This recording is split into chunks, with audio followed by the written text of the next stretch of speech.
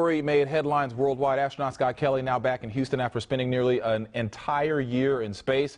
He's reflecting now on his experience. Jake Reiner heard from him today. Right behind me is a replica of the International Space Station. What happens inside this place for an entire year? Today we found out the science behind everything that went on during Scott Kelly's journey, including what happens to his twin brother, Mark Kelly, back here on Earth.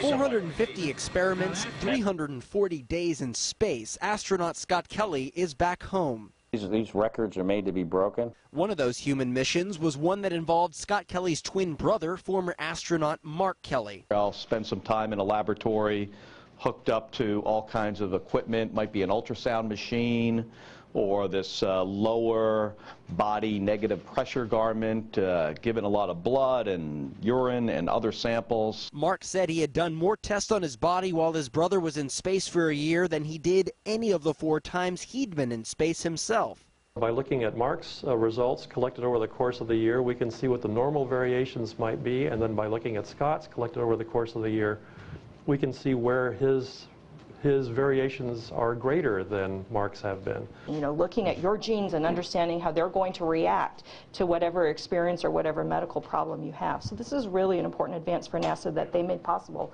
by coming to us with.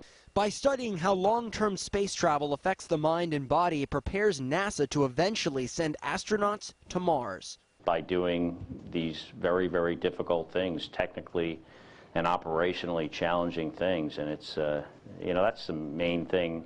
I kind of knew that, you know, going into it, but just experiencing it every day for 340 days really, you know, hit home for me. Scientists say they didn't want to release any of the data just yet because they have 9 months more to go for data collection and a year before they release those results. At the Johnson Space Center, Jake Reiner, KPRC, Channel 2 News.